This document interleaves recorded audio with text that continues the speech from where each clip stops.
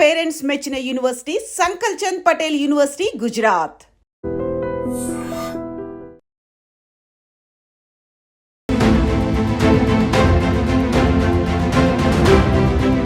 నమస్తే, welcome to I dream. నా పేరు వలి. ఇరాన్ అంటే అమెరికా ఇజ్రాయెల్ దెబ్బకి గజగజ వణికిపోతుంది అని భావించినటువంటి తరుణంలో ఇరాన్ చాలా గట్టిగా దెబ్బకి దెబ్బ తీసే పనిలోనే ఉంది. అయితే అమెరికా ఇజ్రాయెల్ కలిసి 28 ఫిబ్రవరి రోజే దాడి చేయడానికి ఎందుకు ఎంచుకున్నారు? ఖమేనీని చంపడానికి ఆ రోజే సరైనటువంటి సమయం అని అమెరికా ఎందుకు భావించింది? దీని గురించి చాలా క్లియర్గా లోతుగా అనాలిసిస్ తీసుకునే ప్రయత్నం చేద్దాం. ప్రస్తుతం నాతో పాటు స్టూడియోలో ఉన్నారు మెటాస్టార్ డాక్టర్ రమేష్ కనిగంటి. ఆయన NSS national security studies chairman కూడా, అంతర్జాతీయ వ్యవహారాల మీద చాలా లోతైనటువంటి విశ్లేషణ అందిస్తారు. సార్తో మనం మాట్లాడదాం. రమేష్ కనిగంటి గారు నమస్కారం. నమస్తే వల్లి గారు. I wish you the best for you as a senior journalist. You are an exceptionally talented journalist working for the country and that too from iDream. I wish you the best. You know ఎంతోమంది తెలుగు వాళ్ళకి reach అయ్యి మీరు మంచి పొజిషన్కి వెళ్ళాలని మనసా వాచా కర్మాణ కోరుకుంటున్నాను. Thank you sir. Sir, ఫిబ్రవరి 28వ తారీఖున అంటే చాలామంది వీడియోలు మనం మాట్లాడుతూ ఉన్నాం. దాడి జరిగింది, పెద్ద ఎత్తున అక్కడ జనం కూడా చచ్చిపోతూ ఉన్నారు, దాదాపు వేలాదిగా సంక్షోభంలో కూరుకుపోయినటువంటి పరిస్థితి ఉందని చెప్పి యుద్ధం గురించి మాట్లాడుకుంటున్నాం. కానీ అమెరికా ఇజ్రాయెల్ కలిసి ఫిబ్రవరి 28న ఎందుకు టార్గెట్ చేశారు? ఫిబ్రవరి 28, 2026 ప్రపంచ చరిత్రలో ఒక చీకటి దినంగా మనం అభివర్ణించాలి. చరిత్రకారులు కూడా అదే రాస్తారు.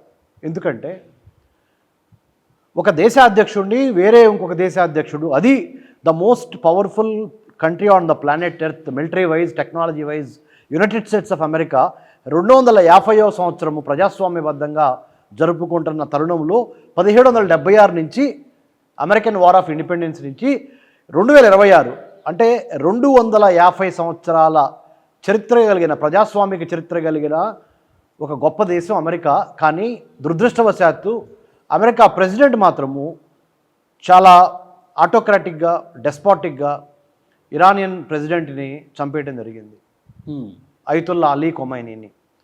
1979లో షా ఆఫ్ ఇరాన్ అక్కడ తన రాజ్యాన్ని పోగొట్టుకున్న తర్వాత ఇస్లామిక్ రిపబ్లిక్ ఆఫ్ ఇరాన్గా ఏర్పడింది. ఇస్లామిక్ రెవల్యూషన్ వచ్చింది.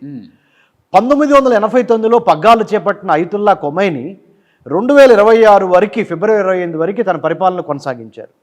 మరి ఇలాంటి తరుణంలో అమెరికన్ ప్రెసిడెంట్ డొనాల్డ్ ట్రంప్ తీసుకున్న నిర్ణయము ఇన్ కొలాబరేషన్ విత్ ఇజ్రాయెల్.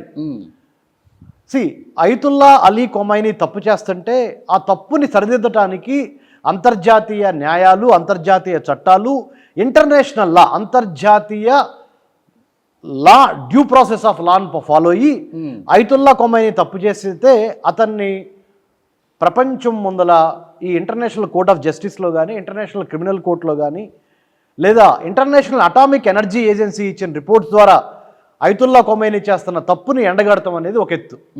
కానీ అమెరికా ఏం చేసిందంటే ఏకపక్షంగా వ్యవహరించి ఫిబ్రవరి 28, 2026న ఎర్లీ మార్నింగ్ 6:30కి డెసిషన్ తీసుకొని 10:30 కల్లా అయతుల్లా ఖొమైనీని ఇరాన్లో, ఇజ్రాయెల్ నుంచి ఇరాన్కి 2.5 గంటల విమాన ప్రయాణం, అది ఫైటర్ జెట్ రావడానికి 2.5 గంటలు పట్టింది. ఆ 2.5 గంటల వ్యవధి వచ్చి అయతుల్లా ఖొమైనీ ఆయన సుప్రీం కమాండర్స్ ఉన్న టెహ్రాన్లోని ఒక ఇంపార్టెంట్ మీటింగ్లో ఉన్న వాళ్ళని నేలమట్టం చేసేసి చంపేసింది. అదే రోజు, అదే తారీఖు, అదే నెలని ఎందుకు ఎన్నుకున్నారు? ఏ టీవీ ఛానల్ కూడా ఇంతవరకు దాని మీద దృష్టి పెట్టల. ప్రతి టీవీ ఛానల్ డిస్కషన్లో ఏం జరుగుతుంది? రియాక్షన్. అమెరికా ఇజ్రాయెల్ కలిసి అయతుల్లా ఖొమైనీని చంపేశారు, మీరేమనుకుంటున్నారు? గల్ఫ్ కోఆపరేషన్ కౌన్సిల్ కంట్రీస్ ఏమనుకుంటున్నాయి? ప్రపంచం మీద అది మా దేశానికి ఏం ఉపయోగము, మా దేశానికి ఏం నష్టము, ఇలా మాట్లాడుతున్నారే కానీ వల్లి గారు, ఆ 28వ తారీఖు ఫిబ్రవరి 2026నే ఎందుకు ఎంచుకున్నారు? ఎంచుకోవడానికి అమెరికాకి కలిసి వచ్చిన కారణాలు ఏంటి, ఇజ్రాయెల్కి కలిసి వచ్చిన కారణాలు ఏంటి అన్నప్పుడు ఒక్కసారి బ్యాక్ వెళ్దాం. మీరు ఒక చక్కటి ధనుర్బాణం తీసుకోండి. ధనుర్బాణంలో బాణాన్ని పెట్టి విల్లుని ఒక్కసారి వెనక్కి లాగితే గానీ బలంగా ముందలకెళ్ళి గుచ్చుకుంటుంది. అది అంతేగా. ఒక పులి కూడా వేటాడేటప్పుడు 2 అడుగులు 3 అడుగులు వెనక్కేస్తుంది. ఎందుకో తెలుసా? దెబ్బ కొడితే మళ్ళీ లెగవకూడదనే ఆ ప్రిపరేషన్ కోసం. అలాంటిదే అమెరికా చేసింది. ఏం చేసిందంటే ఇరాన్లో ఉన్న 2 విభిన్న వర్గాల మధ్య వర్గపోరుని, పొలిటికల్ అన్రెస్ట్ని, సివిల్ అన్రెస్ట్ని మైండ్ సెట్ మ్యాచ్ కాట్ల ఇరాన్లో. ఒక వర్గమేమో లిబరల్గా ఉండి బయటికి చదువుకొని వచ్చి వేరే వేరే కంట్రీస్లో ఇరాన్లో వచ్చి సెటిల్ అయ్యి ఇరాన్లో ఉన్న హ్యూమన్ ఇన్సెక్యూరిటీస్ వాళ్ళని బాగా ఇబ్బంది పెడుతున్నాయి. అంటే మానవ రక్షణకు సంబంధించిన food insecurity, water insecurity, health insecurity, employment insecurity, ఈ వీటితో పాటు కొత్తగా వస్తున్న technologies, artificial intelligence, blockchain, IoT, big data యుగం, టెక్నాలజీ, కొత్త సాంకేతిక విషయాలను అర్థం చేసుకొని ప్రపంచవ్యాప్తంగా సెటిల్ అవుదాం అనుకుంటున్న ఇరాన్లో ఉన్న ఒక యువకుల వర్గం ఒకటి. ఇంకొకటి మత ఛాందసవాదులుగా ఉంటా బాగా డెస్పాటిక్గా, ఆటోక్రాటిక్గా, థియోక్రాటిక్గా, very very religious conservative mind సెట్తో ఉన్న ఒక వర్గం ఉంది. ఆ వర్గము ఐతుల్లా ఖొమైనీకి చెందిన వర్గం. ఇలా ఐతుల్లా ఖొమైనీకి చెందిన వర్గం ఒకవైపున, ఈ youngsters, youth, technologically driven, tech savvy Iranians, liberalisation, privatisation, గ్లోబలైజేషన్లో భాగంగా ప్రపంచంలో అన్ని దేశాలు తిరిగి గొప్ప పేరు సంపాదించుకుందాం, గొప్పగా సెటిల్ అవుదాం, ఇరాన్లో కూడా ప్రపంచ దేశాలను ఆహ్వానిద్దాము. అంటే మనం తినే తిండి, కట్టుకునే బట్ట, సంస్కృతి, సాంప్రదాయాలన్నింటిలో ఆ లిబరలిజం ఉండాలి. అంటే మారుతున్న కాలానికి అనుగుణంగా ఈ బుర్కా విధానం ఉండకూడదు. లేడీస్ కూడా స్కూల్స్కి వెళ్ళాలి, కాలేజెస్కి వెళ్ళాలి, పబ్కి వెళ్ళాలి. లేడీస్ కూడా తమ ఫ్యాషన్ టెక్నాలజీని ఎక్కడ మరి వెనకబడి పాటుగా ఉండకూడదు. వెస్ట్రన్ సొసైటీతో భాగంగా ఈక్వల్గా ఉండాలనే ఒక వర్గం. ఈ రెండింటికి మధ్య జరిగిన వర్గ పోరులో జనవరి మాసం 2026లో 7,000 మంది సగటు ఇరానియన్ని ఈ ఐతుల్లా ఖొమైనీ ప్రభుత్వం మిలిటరీ యాక్షన్ ద్వారా చంపించింది. ఇస్లామిక్ రెవల్యూషనరీ గార్డ్ కార్ప్స్ అంటారు, ఐఆర్జీసీ. ఈ ఐఆర్జీసీ సైన్యము 7,000 నుంచి 10,000 మందిని పొట్టన పెట్టుకుంది. అది అమెరికా గమనించి తమ సిఐఏ ద్వారా, ఇజ్రాయెల్ గమనించింది తమ మొసాద్ ద్వారా. Israel intelligence agency Mossad, American intelligence agency CIA, ఈ రెండు గమనించి ఇరాన్ని కొడటానికి మేము బయటకు చెప్పాల్సిన కారణాలు ఏంటి? ఇరాన్ న్యూక్లియర్ వెపన్ రూపొందిస్తుంది, ఆ న్యూక్లియర్ వెపన్ మూలన ప్రపంచానికి వినాశనము. ఇరాను తమ దేశంలో ఉన్న పౌర హక్కుల్ని హరిస్తుంది, తమ దేశంలో ఉన్న సొంత ఇరానియన్ల మీద విరుచుకుపడి 7,000 మంది 9,000 మందిని చంపేసింది. రెండో కారణం.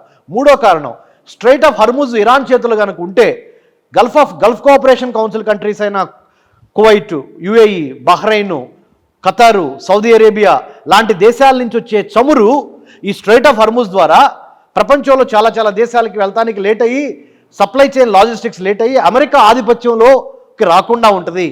అదే కనుక ఇరాన్ని కొడితే, ఆ స్ట్రైట్ ఆఫ్ హర్ముజ్ని కూడా అమెరికా తీసుకుంటే 20%, 20% of the global crude oil is coming from strait of Hormuz to the rest of the world. 80% of the world trade happens on high seas. ప్రపంచంలో 100%లో 80% ట్రేడు షిప్పుల ద్వారా జరుగుద్ది, సముద్రం ద్వారా జరుగుద్ది.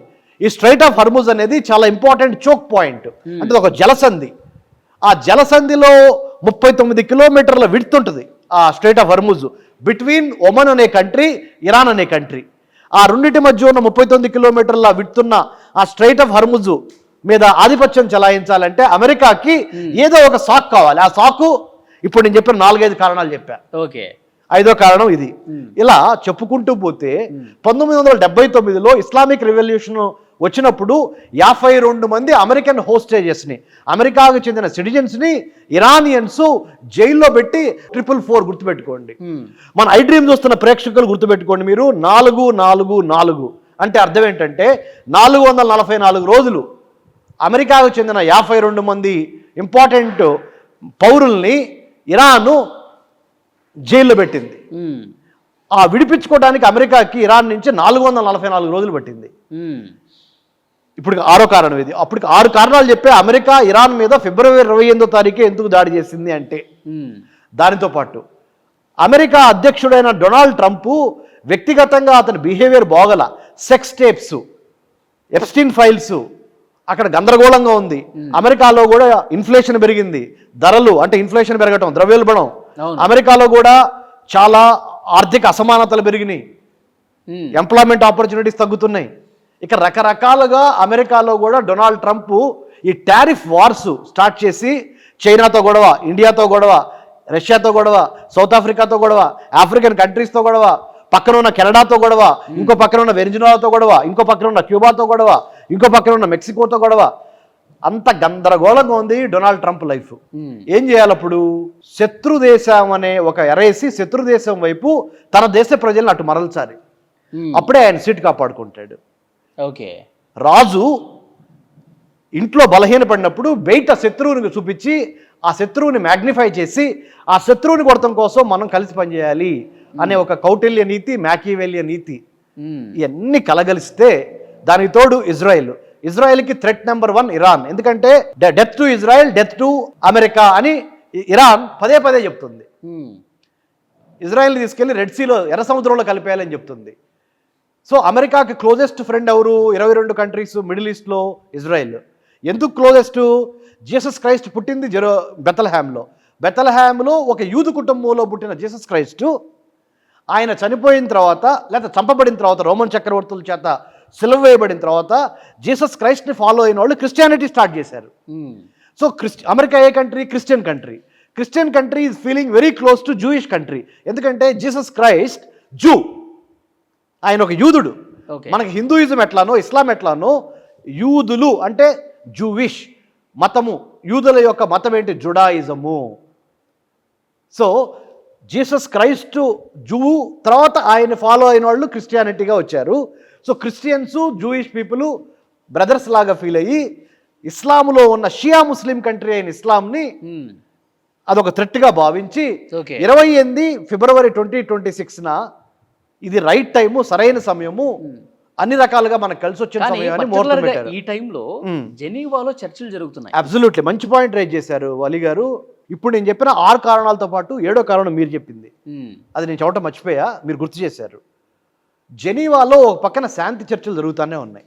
మరి జరుగుతున్నప్పుడు సహనం కావాలి కదా, వెయిట్ చేయాలి కదా. అమెరికా, ఇజ్రాయెల్, ఇరాను అందరూ ముగ్గురు వెయిట్ చేయాల్సిందేగా. మరి ముఖ్యంగా ఎవరు కొట్టారు? అమెరికా, ఇజ్రాయెల్ కలిసి ఇరాన్ కొట్టారు కదా. వాళ్ళు ఇంకొద్దిగా వెయిట్ చేయాల్సిందే కదా. వెయిట్ చేస్తుంటే బాగుండేది. వెయిట్ ఎందుకు చేయలేదంటే, ఒకవేళ ఆ చర్చల్లో గనక సారాంశం కానీ వచ్చే మెసేజ్ కానీ కొంత ఇరాన్కి ఫేవర్గా వెళ్తే మళ్ళీ యుద్ధానికి సన్నద్ధం అవ్వలేరు అమెరికా, ఇజ్రాయెల్.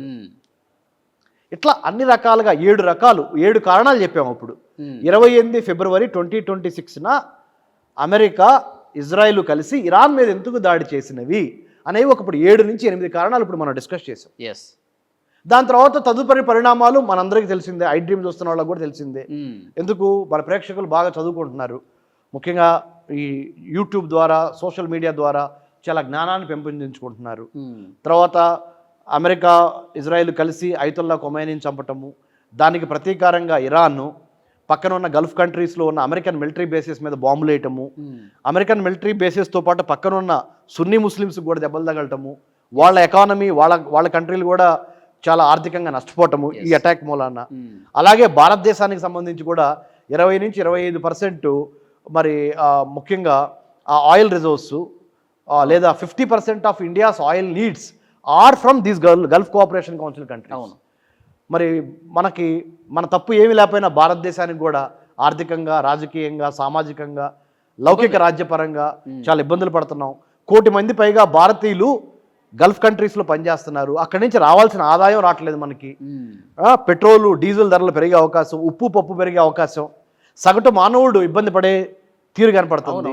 సో యుద్ధం ఎవరికీ మంచిది కాదు. యుద్ధం మూలాన ఎవరు విజేతలు ఉండరు. యుద్ధం ఎంత త్వరగా తగ్గి శాంతి నెలకొంటే ప్రపంచానికి అంత మంచిది. దీనిని 3వ ప్రపంచ యుద్ధం అని అన్నగాని మినీ వరల్డ్ వార్ అంట గ్యారంటీగా. ఎందుకంటే అమెరికా, ఇజ్రాయెల్, ఇరాన్ 3 దేశాలు వార్లో బిగినింగ్లో ఉంటే ఇవాళ 30 దేశాలు దీని వెనక అటు కొంతమంది ఇటు కొంతమంది ఉన్నారు. మరి 3 దేశాలు ఎక్కడ, 30 దేశాలు ఎక్కడ? 193 దేశాల్లో 30 దేశాలు వార్లో ఉన్నాయంటే అర్థం ఏంటి? మినీ వరల్డ్ వార్ అని చెప్పాలి. అంతే.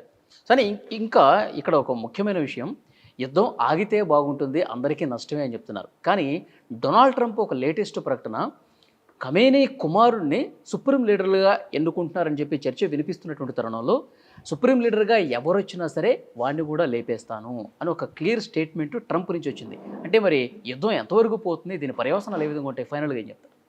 ఐతుల్లా ఖొమైనీ కుమారుడైన మొర్తబా ఖొమైనీని లీడర్గా ఎన్నుకుందాం అనేది ఆల్మోస్ట్ ఖాయమైపోయింది. ఒకవేళ ఆయనే కనుక వస్తే లీడర్గా, ఆయన మాకు సమ్మతం లేదు అని అమెరికా, ఇజ్రాయెల్ చెప్తున్నాయి. ఇరానియన్ ప్రజలకి వదిలేయాలి అది. ఇరానియన్ అధ్యక్షుడిని ఎవరిని ఎన్నుకుంటారు లేదా సుప్రీం లీడర్ని ఎవరిని ఎన్నుకుంటారు అనేది నువ్వు అమెరికాలో కూర్చొని చెప్తే కాకమ్మ కథలు నా అనుమతి కావాల్సిందే, నేను చెప్పినంటే అక్కడ ఉండాలంటున్నాడు. ఇది ఆటవిక రాజ్యం కాదు, అలా జరగదు. అలా జరిగినా ఆ గవర్నమెంట్ నిలబడదు.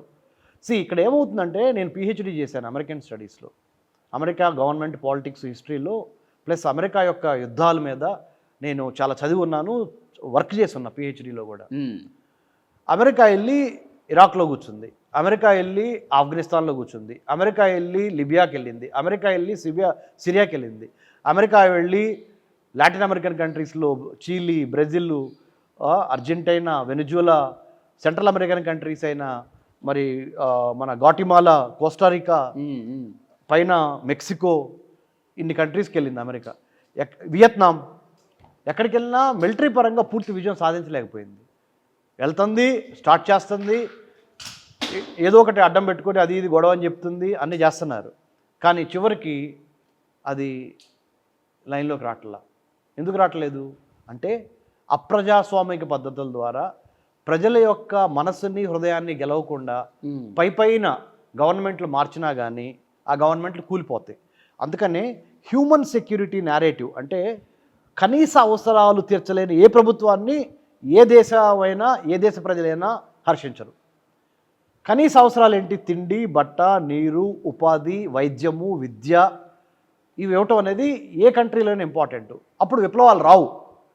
అలా రాకుండా ఉండాలి అంటే ఈ అమెరికా, ఇజ్రాయెల్ ప్లస్ ఇరాన్ ఈ యుద్ధము మనకు ఒక గుణపాఠం కావాలి. ప్రపంచంలో ప్రతి దేశానికి గుణపాఠం కావాలి. మన ఇంట్లో లుకలుకలు ఉంటే, మన ఇంట్లో ఐకమత్యం లేకపోతే పక్కనోడు వచ్చి మనల్ని డివైడ్ అండ్ రూల్ చేస్తాడు. ఇప్పుడు అట్లానే ఇస్లాంలో కూడా సున్నీసు, షియాసు కలిసి పనిచేస్తే ఇస్లామిక్ వరల్డ్ ఒక మంచి ఫోర్స్గా ఉంటుంది. ఉన్న 200 కోట్ల మంది ముస్లిమ్స్లో ఒక 3 నుంచి 4, 5 కోట్ల వరకు ఉన్న షియాలు వేరువేరుగా ఉండటం మూలాన అది ఆ ఐకమత్యం లేకపోవడం అనేది వేరే వాళ్ళు దాన్ని క్యాష్ చేసుకునే అవకాశం ఉంటుంది. ఇప్పుడు ఇరాన్ ఇబ్బంది పడుతుంది అదే. కానీ అందుకని ముస్లిం కంట్రీస్, సున్నీ కంట్రీస్ కూడా మా ఇరాన్ ఎందుకు మీరు అరే అనుకుంటున్నాయి. కానీ అందుకని ఇప్పుడు ఇరాన్ కూడా ఏం చేసింది, ఓహో ఇలా అంటే కష్టము, నేను నా పక్కన ఉన్న సున్నీ కంట్రీస్ అయిన Saudi Arabia, Oman, Qatar, UAE, Bahrain, లేకపోతే కువైట్, ఈ దేశాల్లో ఉన్న సున్నీ ముస్లిమ్స్తో నేను తగాదా పెట్టుకోకూడదు. నేను అమెరికన్ బేసిస్ మీద బాంబులు వేసిన మాట వాస్తవమే, మీ మీద నాకు పగలేదు, మనంతా ఒక మతానికి చెందిన వాళ్ళమే కదా, క్షమించండి అని మనస్ఫూర్తిగా క్షమాపణలు కోరిన తర్వాత చాలా వరకు అది ఒక లైన్లోకి వచ్చిన ఇదేంది. చూద్దాం సార్ నెక్స్ట్ పరిణామాలు ఎట్లా ఉంటాయి. Thank you very much. Thank you అండి. జై Hind. Doctor Ramesh Kanneganti. And for more videos, please subscribe to iDream. Please subscribe to iDream. Please subscribe iDream. And please subscribe to iDream. For more videos, subscribe to iDream. please like, share and subscribe to the channel. Congratulations, iDream. Subscribe to iDream. Subscribe to iDream. So subscribe to iDream Media. iDream ki iDream team andarki huge congratulations. Please subscribe iDream Media. Please subscribe to iDream. Subscribe iDream. Please subscribe to iDream. iDream అంటే నా కళల ఛానల్ను subscribe చేసుకున్న నోరు తిరుగుతలేదు, మీరైతే గంట గుర్తు కొట్టండి. For more such videos, please subscribe to iDream.